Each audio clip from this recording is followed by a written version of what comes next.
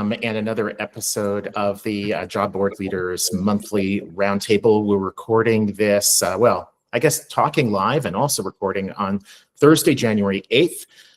Most of these sessions until now, we've done them as kind of like a traditional roundtable, moderated discussion, mostly having a theme or a topic that we're talking around. And we're trying something out new this month. And we're also going to do something somewhat similar next month for February. We do these every second Thursday of the month at 11 a.m. US Eastern. There's no charge. Anybody who wants to join, just shoot me an email, Stephen@collegerecruiter.com. I am Stephen Rothberg. I'm the founder of College Recruiter Job Search Site. And what we're going to do today is with our special guests, Gerry Crispin of Career Crossroads and Ben Eubanks of Lighthouse Research and Advisory. We're going to talk about basically whether AI-powered hiring systems are leading to higher or lower quality hiring. I'm definitely one of those people who kind of assumed it should lead us to better hiring, and maybe it is, maybe it will be. But the white paper that Ben brought to a lot of people's attention, and then Gerry jumped into the conversation on LinkedIn, really says otherwise. So I will stop sharing that. Why don't we, before we get into kind of opening up the discussion, what I thought would be good would be to basically to have Gerry, take a minute to kind of introduce himself, who he is for those who haven't met him. Go over to Ben. Ben, you can do the same. And then Ben, maybe you can kind of summarize for us at that point and kick off that discussion. So Gerry, take the floor. So my name is Gerry Crispin. I've been around for a while, probably about 55 years or so in recruiting. And I spent about 6 or 7 years in graduate school dealing with industrial organizational psychology. And so this article kind of sparked something that really comes from that era. But the fact of the matter is, I've probably spent time in almost every facet of recruiting over the course of my years. The last 20, 25 years, it's really been building a community of talent acquisition leaders who operate a peer-driven community, who fundamentally are required to engage one another, help one another, and support one another. And that's where we are today. And Gerry is also known, and I did not invent this, but I love this. Gerry is affectionately called the godfather of recruiting. I don't know, maybe that's partly the Italian New Jersey side, but whatever. And no, I'm not going to leave you time to respond. Ben, how about if you jump in, tell people a little bit about you, and then just dovetail right into the white paper. Will do. Yeah, I would second that nomination for Gerry as the godfather of recruiting, by the way. So, hey, everybody, Ben Eubanks. As Stephen mentioned earlier, I'm the Chief Research Officer for Lighthouse Research and Advisory. I started my career in HR and recruiting Black Hawk helicopter instructor pilots, if you can believe it, and loved that work, but I loved the research side a little more. So about 10 years ago, I took on Lighthouse Research and Advisory and spend my days doing research on the workforce, on the workplace, recruiting, HR, learning, everything on that umbrella, trying to understand how the work is changing and what I can provide back to employers, talent leaders, and even friends in the vendor space on how those things are changing, what they can use that data for to make change. So this bit that I wrote about, this research paper, is the technical name of it. I think you had put it in the agenda item there, Stephen, if you wants to go dive into that. But it's called Making Talk Cheap: Generative AI and Labor Market Signaling. And the focus of it really is they were looking at some of the data that they collected from one of the big freelance matching services to sort of show jobs versus people that got those roles. And what they looked at is, because AI makes it essentially free for someone to submit a high quality looking application, those people were getting selected for positions more often than they were previously. And not only were they getting selected more, but that meant that they were crowding out some of the people who were higher quality applicants. And again, we can spend a lot of time unpacking how they define all those things, but the big picture is the lower quality people were getting in more often. And again, Gerry and I had this little bit of a back and forth around that, because I think we both agree that signals, as they have been for a long time, we've never had the best ideal perfect signal for picking people, but AI is actually making it worse, not better, as this research seems to show. So that was what I was talking about, highlighting, and I shared some stories around that, that scare me, frankly, as someone who used to be a recruiter. Think you can rely on a signal, and you come to find out that it may actually be the wrong one. Not just you're picking worse candidates, but you left the best one on the table and the competitor got them. So that was the start of this. Gerry, you said, hey, I don't know if I'd agree with that, or I think I want to challenge that. You want to start off? Do you want me to start off? Why not? Okay. So I think this is an important paper, to be honest with you, but I do think that it's misdirecting our attention to its outcome. I think its outcome is a little bit different than what is described. I spent a lot of time looking at this, and for those of you who have not spent a lot of time on this article, I think Stephen was right on target when he said it was dense. This thing is 66 pages long. Yeah. And an appendix of another 63 pages. It's 129 pages. And I would recommend, by the way, starting at the very end, because when you do, you'll see the the results of the tools that they currently have. But I think it's important to dig into what they really did. And I think part of it was brilliant, because this is not about recruiting. This is about economics. The two authors, one is a PhD in economics from Princeton, who is now at Dartmouth, and the other is a student at Princeton who is in economics as well, working on that. And what they're really trying to do is talk about how we develop, or how we differentiate signal from noise, which I think is important. I think that's something that intuitively we do in recruiting, that we spend a great deal of time trying to find the signal in terms of candidates versus the noise of all the bullshit that could come up. And so what they did was to look at pre-AI versus post-AI, or pre-LLM versus post-LLM. And the first part of it, I think, is absolutely brilliant, because they took a look at a single job board's data, which was freelance, but Freelancer.com. Freelancer.com basically is focused on people who write, and trying to find the signal from their application that would indicate these folks would be able to perform better in a gig of writing. And they complicated a little bit because you also had to bid on what you would be paid in relation to that. So there was a lot of nuance, a lot of complexity, and this was done in hindsight, obviously, with AI. And what they showed was that the hypothesis, first of all, they formed a hypothesis that the hiring manager is capable of identifying the better workers from the application alone, that they could see the signal intuitively. And what the two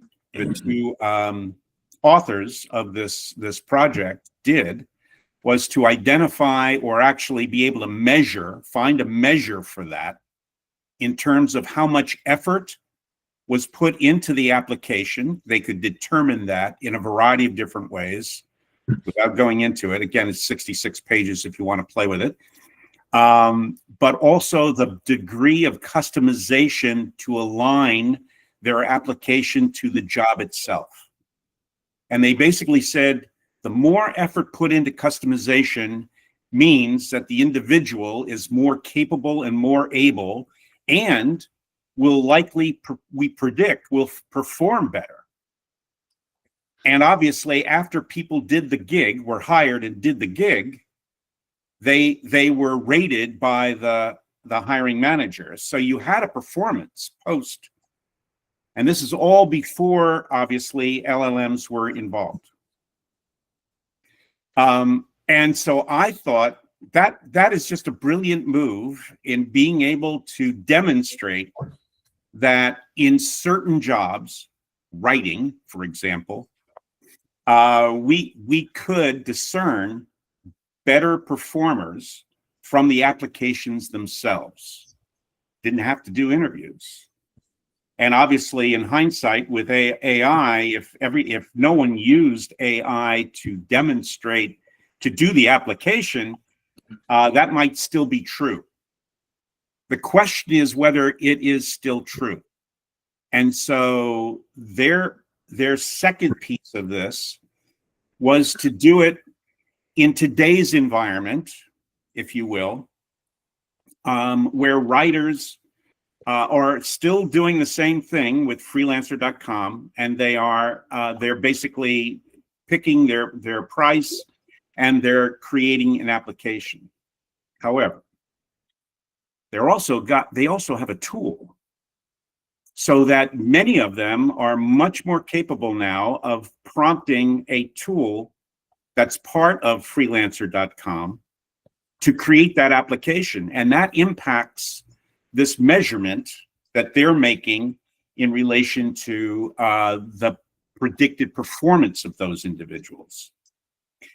So the outcome of this, because if you start looking at what the data does over time, one of the things is the applications are almost double in size post LLM versus pre LLM. So they're totally different. Gerry, just for clarification, when you say double in size, you mean like essentially the number of words in the proposal itself, not the number of applications. Yep. You're seeing really a bimodal distribution that's significantly different than anything that took place before 2020. And fundamentally, the question is, where does that come from? And a lot of it obviously is coming from folks who are bidding on doing gigs. And by the way, the cost, the salary, or the amount of money you would get from doing those gigs is going down. So in the past, you might bid on a gig that you could make a good buck at. Now you're bidding on potentially a gig that you don't want to spend too much time on it, because you need to do that 30 or 40 times in order to get enough gigs in order to make a buck. So fundamentally, you're changing your approach as a writer to putting that data in, and are more likely, obviously, to use the AI tool to do that. As a result, that changes their metric of prediction whether or not you would do well.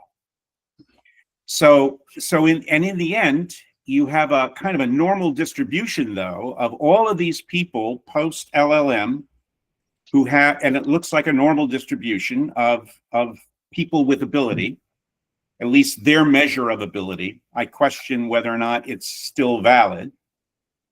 And the outcome of that is assumed to be that we're actually hiring more people with our metric of poor ability,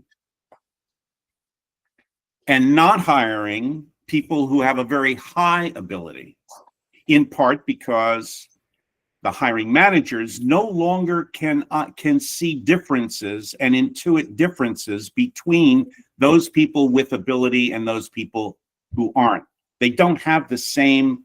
All of that is very much closer in terms of their ability to intuit who is better than not. Whereas before, when there was no LLMs that candidates could use, it was much easier for them to discern the differences in terms of the capability of people. So here's my point. If instead of a hypothesis that said we can intuit this, if the hypothesis is for all of these people who have now applied for gigs, if we just assume that they're all minimally capable and we flipped a coin, if our selection mechanism is to flip a coin because we cannot determine who is better than not, what would be the outcome of that? And the outcome, to be honest with you, of any statistical approach on a normal distribution would be an alpha and beta error that would take place. One part of that would be that 16 and some % of the folks who are at the lower end of that measure of ability would in fact be hired, and that about 16+%, we're talking standard deviations now, of people who have the highest capability would not be hired. And then, since you don't know anything about the people you didn't hire, but measured how good they are, you still have 80% of the people that are somewhere in between. They got hired. And what's going to come out of that are some of the people who are viewed as lower ability will not do well, but many of them will meet their gigs, and many of the people who are mediocre will also get gigs done. So the performance is random at that point. So the issue really, I think, is what we're learning from what's happening is that the increased use of AI by candidates is screwing up any hypothesis that you can determine who we should go forward with. And that it becomes more of a random selection no matter what you're doing, because most of the applications are going to look too close together to really discern who are the best people to go forward with, and then just thank the hundreds of others out there, which is what we're currently doing. We need a different mechanism by which we can discern the differences between all of those folks who are now applying, and often applying at greater numbers. So it's not uncommon to have 200, 400, 500 people apply for a given job. And what we're doing is pretty poor in terms of deciding, if you will, more and more as candidates are using AI to put their best foot forward. And I'm not even getting into the issue of fraud, et cetera, and in terms of that issue. But fundamentally, we need a different method. And what I think this article provides us with the support of is we need a different method within which to collect the data from those candidates so that we can have a better way of discerning who should go forward and not, and defend the kind of feedback that we could give those we don't go forward to. And at that point, I'll just shut up. A couple of things. So number one, the actual jobs they were looking at were not writing jobs. They were jobs that required some measure of coding. So if you look at the skills they were tagging, it was everything from PHP to AWS to some of the other coding languages, things like that. So it was around those types of jobs. And generally, based on my experience hiring those kinds of people doing that work, they were not generally great writers. So I think that might have been a good signal in the past, potentially. One of the things you pointed out, Gerry, is it's always hard because we can only look at performance data for people we pick. We can't look at performance data for those that we did not select. And I agree that that's a thing that's always going to be a challenge. The only way you can do that is looking at you can do that with a good assessment. That won't get you there. But one of the things I think that's important here is when they, in the research, they look at high ability workers, it's not just, did they write a good submission, but we have the data from their completions in those projects to say, Stephen was rated highly and he completed the project and it was done to the, whatever the success criteria was for that employer. They can show those things. The previous projects you're referring to, Ben, right? Yeah, they can point to those and indicate which ones were done that way. And it works, but it works well, Ben, for prior to the LLMs. After the LLMs, there is if you look at the data is scattered all over the damn place, and fundamentally is not sufficiently predictive or valid to be able to make the kind of conclusions that they did afterwards. That is the point I would make. And see, you capped it off a minute ago. You said, listen, I'm not talking about some of the other things that are happening with AI, but I can't separate that because I'm talking to the same companies you are that are struggling to figure out. This is one example of the flavors of how AI is making it more difficult for them to hire and pick out which signals are going to actually be meaningful and useful for selection. One of the parts of that post I wrote about is a friend works for Boeing, and they hired someone that did amazing on all their technical screening and came in and couldn't even do the job. After 3 months, they had to fire and replace them because the person had used an AI tool to game those parts of the process. And that was me, again, taking it beyond the paper itself, but saying the insertion of LLMs and other AI pieces into the hiring process throughout, whether it's at the technical screening, it's early on, like we're talking about here, where it comes to basically a cover letter or an application, all throughout, it's creating confusion. It's making it more difficult to pick out the signal from the noise, and it's just making it harder. And in that one example, the anecdotal, but one example, and I'm hearing it all the time, it is representing what we're talking about here, where that lower quality person got picked and a better quality person did not. I would argue that lower quality people have been picked because they can game the system forever. There's never been a time when Boeing was able to necessarily hire perfectly, or any other company hire perfectly in relation to that. It was a different world, perhaps, in how we game the system. But fundamentally, they and I would argue again with they may have been doing a lot of coding, but there was an awful lot of writing that was being used, and that was the effort in terms of how they customized. So they built their measure around writing skills, and that's what that metric basically demonstrated. And yes, obviously they need to be able to code, et cetera, and depending upon what they're writing for, but the reality is what AI is doing is not anything but helping each person who's a candidate put their best foot forward. And when they do it all consistently, then fluency is no longer a mechanism, a signal that would tell you whether the one person is better than another. And so we need a better method for collecting data. And as opposed to using AI to infer who's best, we should be using AI to help us collect better data. So let me jump in with a couple of quick points, and then I think if it's okay, Ben and Gerry, I'm going to open it up. This is fantastic.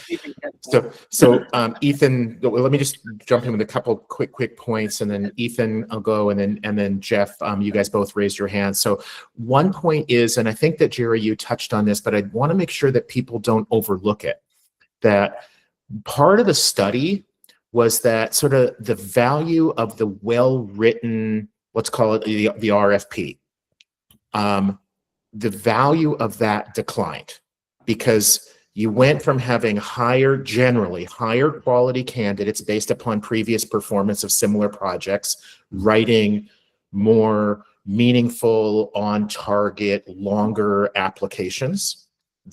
And that kind of got muddied because the AI made them all look the same. And Tom Totally. Chevalier posted a comment that basically saying, like, let's call it more traditional employers, my words, not his, are seeing the same.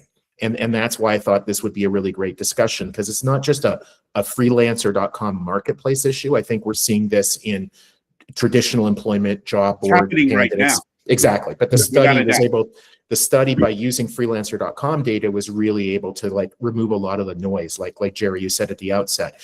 The other thing that happened that the study talked about was that the value of the proposed wage or the requested wage that the freelancers were asking for, that increased. So it used to be that the submission, their work performance, the write-up that they would give you, that had a lot more value, and how much money they asked for had a lot less value, and it kind of flipped. And so it became a race. It's become a race to zero. The employers, if you can call them that, are now far more likely to select the applicant who's asking for the least amount of money, because that's really the biggest signal now that's differentiating between the candidates. And anybody who's used freelancer.com or similar platforms knows that it's very typical that within minutes, you're going to get dozens, maybe even hundreds of applications.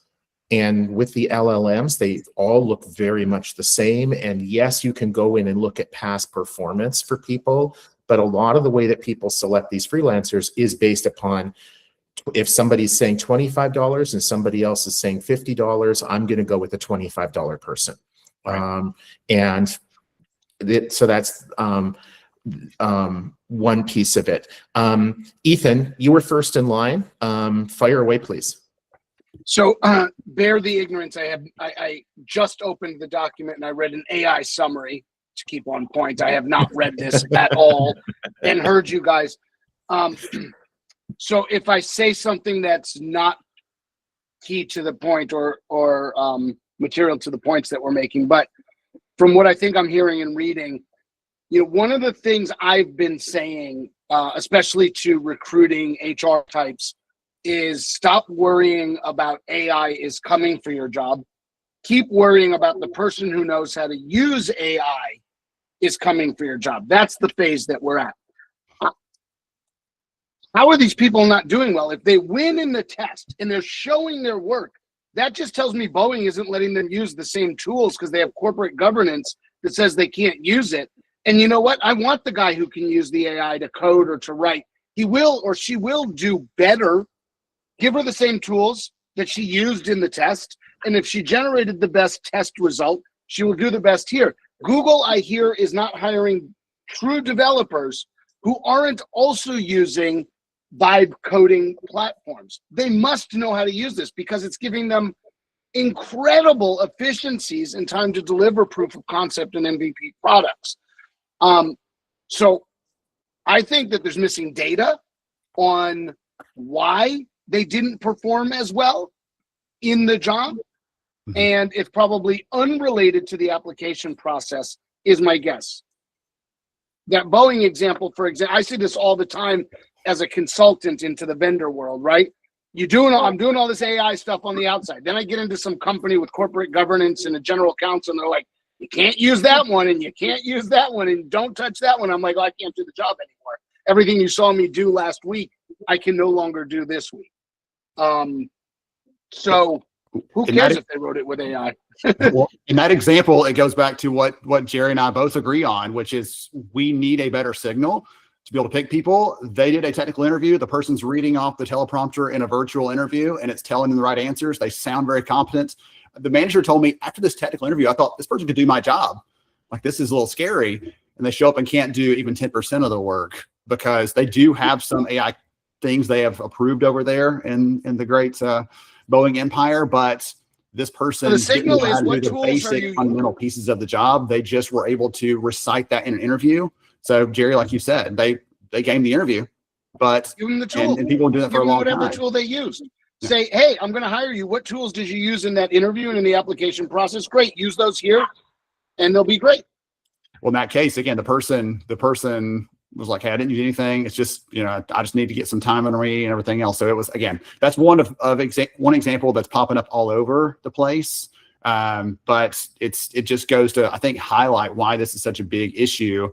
And I agree with you, Ethan. If we're going to challenge them on that on the front end, don't use AI, but use it when you get here. That's a whole other conversation we could talk about. I had an AI ethicist on the podcast recently. We're talking about how that happens in higher ed, and then it's going to happening people trying to get jobs, same sort of thing there. So that's a real issue too. Let the professors read off of their AI. I don't care as long as I get the information I need to consume.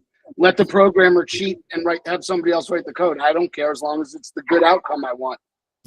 It is one step to know humans, but we're going that way anyways. In the meantime, let's enable people with the tools and continue to use them, not just during the process, but after the process. I think that's probably where somebody. I think certainly different roles require different approaches, and certainly I'm seeing many more companies begin to pivot to explain clearly what kinds of AI they are using in order to deal with the journey that the candidates are on, and telling the candidates what is acceptable from an AI point of view in terms of their use of AI.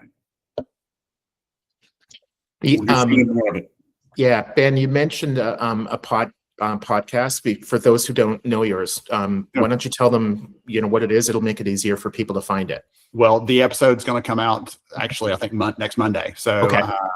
The podcast is called "We're Only Human," and it's with Dr. Carrie Miller. So keep an eye out for that one. And we're going to go into some of the things that she's advising employers and higher ed on around those things as an AI ethicist. Awesome. And Jeanette Leeds and I are the co-host of a podcast called High Volume Hiring. And we just interviewed actually 2 weeks ago today, and it went live earlier today. Somebody from, I think it was New Day Financial. And what they've done in an effort to kind of give them the right signals, if you will, is they're hiring interns, and the tenure of the internship, rather than being a traditional 3 months, it's 1 week. So basically bring them in, they work for a week, and it's very, very temp to hopefully perm. And it's not really about work performance or any kind of training, learning, development. It's really you're in our office, we get to work some with you, you get to work some with us. Authentication becomes a lot easier. Mm-hmm. You actually know, is this a real person? Are they in North Korea? Do they actually seem to have the skills? It's an extended application. It's an extended assessment. And I thought that was really interesting. Jeff, thank you. Jeff Taylor, Boom Band. I know you've been holding tight, which is unusual for people like you and me, but go for it. I don't know what holding tight means, but patience. I just want to say thanks for hosting this. I think this is a hot topic. I have this analogy of giraffes and camels.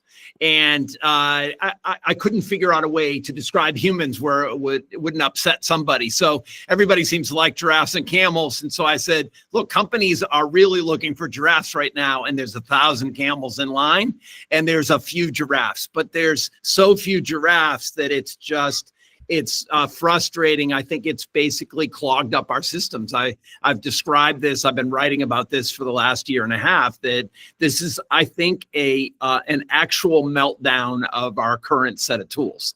And Gerry, I agree with you that we have always sort of adjusted our resumes to apply for jobs. But I think what's happened with your favorite LLM, ChatGPT has 250 million users on a daily basis now. So let's just use that as the example. That idea of airbrushing or whitewashing or white fonting in the background, which is we haven't talked about, which is even easier to do now. In fact, you can do it in basically a little square, and you can put 1,000 words in it. It's harder to find. This idea of using the job posting as a cheat sheet, it's it's always been there, Gerry, but it's never been easier than right now. And I think that's where I've been surveying. I've been talking to lots of companies, talking to lots of job seekers, and I've been writing about the percentage of people that I think are using AI. And when I started writing about this at the end of 2024, I thought it was like 5% of people were using it. Now I think it's 2/3. And if 2/3 of the people are now airbrushing or white fonting their resumes, then what you have is this job posting as a cheat sheet is now preparation time for these longer applications that you guys were describing, right? And so I think the other thing that is hurting everybody right now is the speed to hire, the speed to apply. So the easy apply has never been easier, and between Indeed and LinkedIn, let's say that's where all the volume is. It's very easy to apply in both those scenarios. But you also have about 15 companies that you can pay about $30 for 2 weeks, and it'll apply for 500 jobs while you sleep every night. And so what you have with the easy apply is now exacerbated by this idea that you can actually just put, somebody is taking your resume, whatever it is, and just generically aligning it with 300 jobs or 500 jobs every night. That on top of, that's just way more camels, to finish my analogy, right? And so it's harder. So I think the job announcement is in trouble right now. And this has been a thesis that I've been working off of. A job posting into the general or even targeted world. I think any company that's growing right now has 1,000 people in their queue. And so you have more applicants than you've ever had. So the idea of announcing out there, I think, is in trouble right now. And so the things that I see, and some of this is a little bit self-promotional in the way I look at the world, but I think the database work, the idea of direct sourcing to do micro-targeting into a database, get to people before they adjust their resumes, because what they have is their base resume that they adjust for every job they apply for, but their base resume is like it always was. It may be a little bit embellished, but it's not polished to be perfect for every single job. So I think we're going to move into a job signal world with more direct access into the databases to go find the people that have the right skills. And we still have a structural problem with jobs and resumes, right? Jobs are tasks and responsibilities, and resumes are progression of skills masked as responsibilities, right? And so we still have challenges here. So I love this business. Every part of it, I'd love to brainstorm and kind of play with everybody, but those are some of my thoughts. Cool. Awesome. Tom Chevalier, are you able to join, because you posted a really interesting comment about the 60-day pilot for ex-founders? Yeah, it was just an observation that that it's happening at all sort of ranges of the spectrum of. We've got to try to figure out if this person can really do the work that we need them to do. So, that was for a very high level role. I mean, it felt shocking and sad to me as a person who is a founder, and I'm like, I have to try to prove myself in 60 days, but then why not? I mean, that's what you try to do. You do try to prove yourself, and you can stay if you do. So you wrote that Sully requires A players capable of 4 months equal 1 year output. What's Sully? What are they looking for? Like, I haven't heard of this. Really sure. I didn't. It Okay. just came across as like a job alert, so I'm not exactly sure what the work is there. But like, it implies that a person who is using AI tools well can probably achieve more than a person who's not, and you need to want to do a lot of work to be able to stay with them. But I don't actually know that organization. I'm not familiar with them. Okay. And Jeff, your comment about the base resume, I think you said something to that effect rather than like customizing it.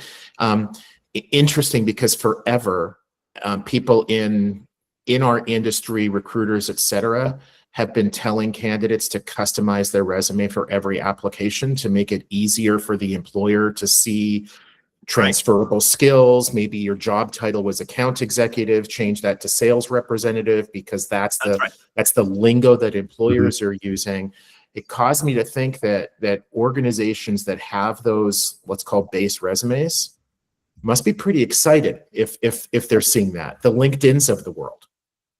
Because you're not going to change your LinkedIn profile every time you apply to a job. That's going to be your base. That's going to be your base resume for a lot of people. I just ran across something the other day that said that a lot of employers are turning back when it comes to early career hiring to preferring specific schools, which they had been moving away from. More and more employers had becoming school agnostic, and that's reversing. And they're also going back to preferring specific majors, which is a reverse. they had been getting major agnostic, and even GPAs. And when I was looking at this, it's like, how is this connected? And it came back to, or it went to authentication. It's easier if you're only working with 14 schools and you know the math professors at those schools. It's easier to go to the math professors and say, do you know Cindy? Is she in your class? Is she one of your better students?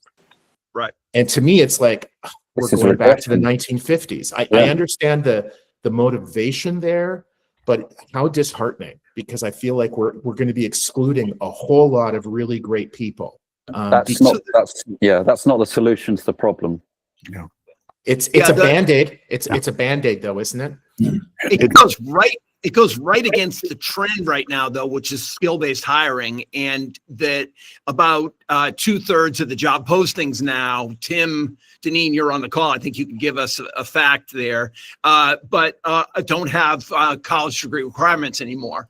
I read one of the articles said basically, but only 3% of people that are getting hired don't have a college degree. So there's this tension in the market right now where skills are extremely important. And that goes sort of against even what you were saying, that people are saying, look, the college you go to doesn't matter, but if you have the Python skill to do the job, that's what matters. And so they're even saying 10 years of experience doesn't matter if you can pass the test. But now all of a sudden we're challenged, because how do you give them a virtual test that actually is going to be meaningful, right? So I think there's a lot of tension in the market right now with this, like, what's the right way to go? I worked at Bridgewater. We hired from 5 schools. That was it. Like that was, and there was no question about it. You had to be from those 5 schools. And so every company has their own philosophy and principles, specific to Bridgewater, which is fun. And I think that skill-based hiring is on the move. Ultimately, if I was to expand that, though, I think AI is eating tasks so fast right now that anybody that has a skill requirement of 12 to 14 weeks of learning, I think AI is going to be able to do those skills. And then we're going to get more into the character and soft skills, problem solving and creativity and critical thinking are going to become, within 5 years, the important skills. But we're definitely in this skill trend right now. Sorry. And yet those are the skills, Jeff, that are the more difficult to pick out than, can you code this? Can you write this marketing statement? Can you sell this thing? Like, I can see those easily. It's hard to say, how creative is Jeff? Is he creative enough for this job? Yeah. I mean, I love that, that part of my work around building a dossier instead of a resume is the idea that your character skills come from your life work, not just from your job.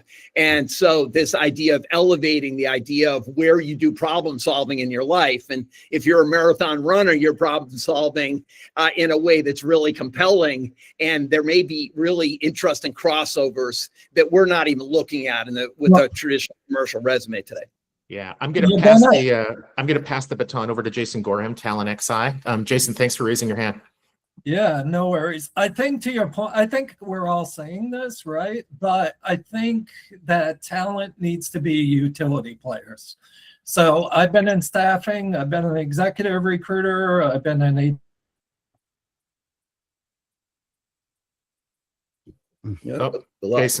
Yeah, we lost you, Jason. He's not even in the car.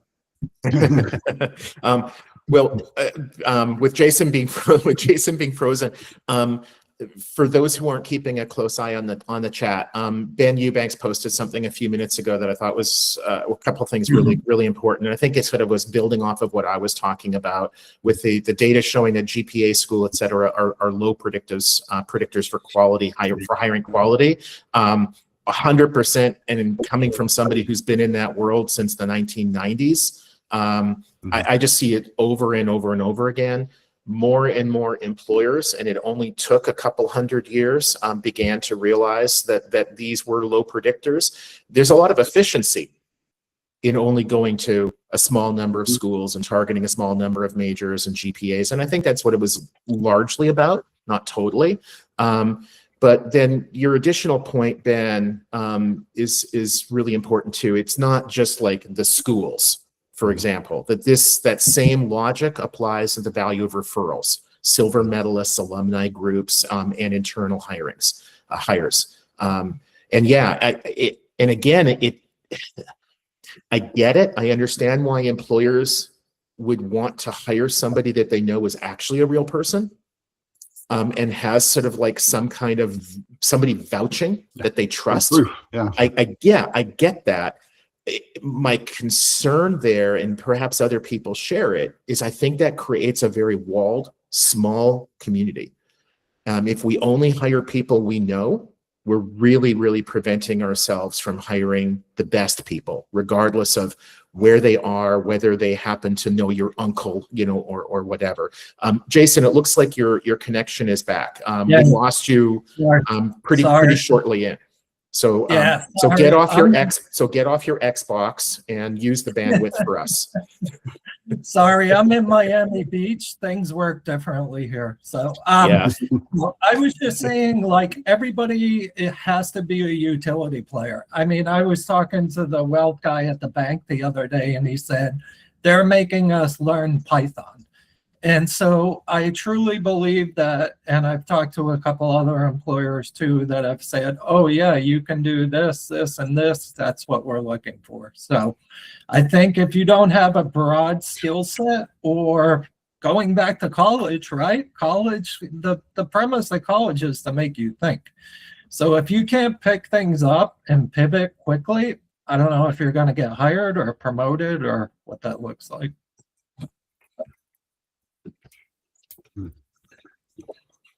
We're about 8 minutes before the end. If anybody has anything that they want to, ask, chime in, feel like we haven't covered adequately, definitely jump in before we hit the top. Gerry, please. I tell you what I'm hearing clearly is that AI is helping destroy, if you will, the fluency of an application in our ability to understand from the application at least a differentiation between the better ones we should go forward with and those that we should not, with some degree of confidence. And the reversion, then the pivot, a lot of folks have pointed out, is to some things that are even worse, which is let's go back to the two colleges that everybody at the top of our company belonged to. So we negotiate, I went to Michigan, so we hire people from Michigan, whatever.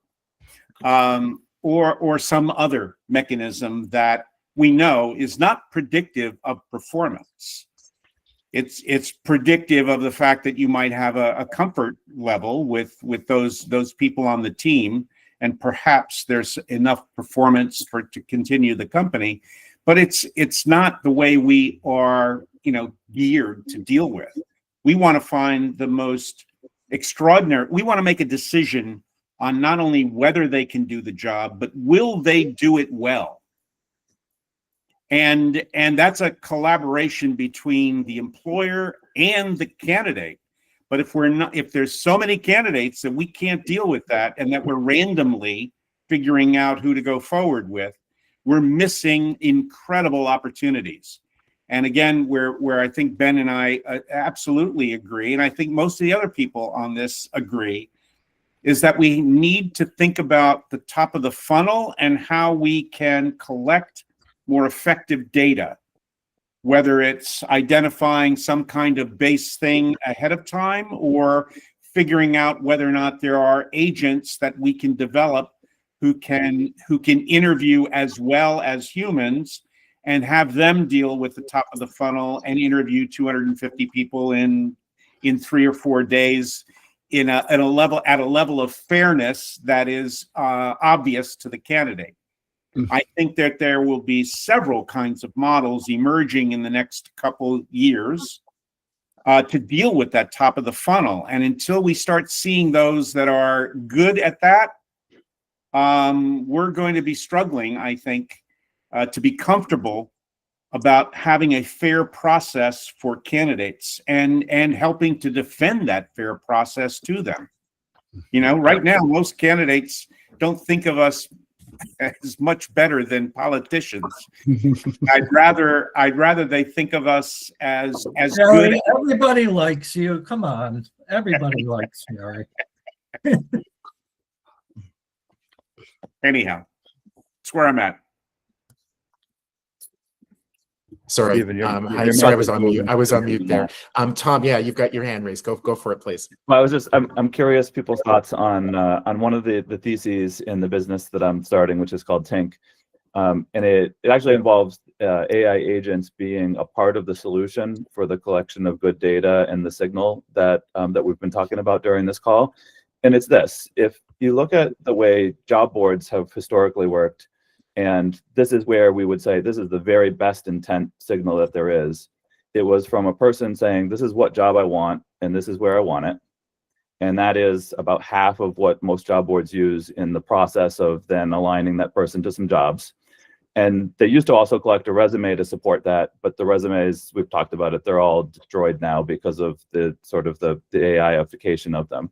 But if you think about what some of the newer job co-pilots or career concierge type businesses are doing, is they're creating a conversational environment to learn about a person and to learn about their interests, learn about what they've done, learn about what they want, and learn about what their constraints are around things like salary. I need a job that has healthcare, those things. I believe that people in general aren't going to set up the lie ahead of time. In general, they're going to be open and honest with these conversations. And because at the beginning of the conversation, there's no reason to lie. And so when they start explaining all of that, think about how much richer and deeper that data set is than the what and where on the job board and the resume that's been parsed all to hell. And I believe that that's going to be a part of what is the new methodology for collecting the data. And these sites are going to know more about us if you sort of separate ourselves from the recruitment question. And if you're using ChatGPT, did you notice that like it's remembering what you talked about before? It's now bringing in sort of ancillary topics that you've talked about. And that is, I think, a part of where we can go with this, is that the agents aren't, AI is not all bad. It's the methodologies that are used to apply it that are the bad part, but they can also be awesome. So anyways, that's something that I'm sort of building our business upon. Yeah, love that. Yeah, excellent point. We have just a couple minutes left. Matt Farah, who kind of kicked off all of these roundtables about 1.5 years ago and therefore deserves a lot of the credit, aka blame. Why don't you get the last comment, and then I'll wrap up. Well, I think what I'm hearing is that we're all agreed that there's a problem, and I think we're all actually pointing to not just the need for a solution, but what that solution will look like. And I think Tom, Jeff are talking about data, another way of understanding and working out the value of a candidate. There's nothing wrong per se with the CV. I think Jeff's point about the base CV was a good one. AI just reinterprets that one CV and splices and dices it 1 million times, so it becomes irrelevant. So I think actually we're all agreed that there's a solution here. I think sometimes we can be a little bit, we're very, very deep, all of us, in this topic area. And I am always reminded, and I was reminded earlier today, when a client emailed me and said, you haven't sent us enough applications. Indeed has sent us 1,000 in the last month. You know, and that's, I need to culturally educate my customers that 1,000 applications, and he has a small team, is not a good thing. And he knows that, and I don't need him telling me that he thinks that's a good idea, and I know that's not the truth. Yeah. I think we're at the beginning of a long journey here where we need to discover what the solution is, and then we'll need to educate the employers out there. Yeah. Yeah. And I think we can all blame Jeff Taylor for the 1,000 resumes. It must be better. Yeah. Even the job postings are my fault. So well, thank you. This has been awesome. Ben, Gerry, huge kudos. Thank you for joining us and walking us through. Yeah, that was really good. The white paper where this all came from, your thoughts on it, really superb. You guys are really making it possible to help elevate this industry. A month from now, the second Thursday of February at 11 a.m. US Eastern time. So basically same bat channel, same time. Our guest is going to be Bill Borman. And Bill's another industry veteran, also somebody who isn't shy about sharing his opinion, and also somebody who's very good at communicating that. He is going to be talking about what some organizations call CPA plus, cost per application plus more, or CPQA, cost per quality application, and in the context of authentication. If we use some kind of a quality metric to compensate the job boards, does that help the employers authenticate the candidate? So for example, if job boards are paid when the employer interviews someone, I think that's a strong signal that the employer is real and that the candidate is real, and then the money should then flow, rather than just running a posting or generating a click that might be from a bot or an application that might be from a foreign actor. So join us a month from now. Mike Corso also sent a comment asking if we can share if the recording will be shared. Yes, 100%. These are posted to College Recruiter's YouTube page and on LinkedIn, its company page. And I also include a link to them in the evites that I sent out for the next month. So this has been fantastic. Thank you, everyone.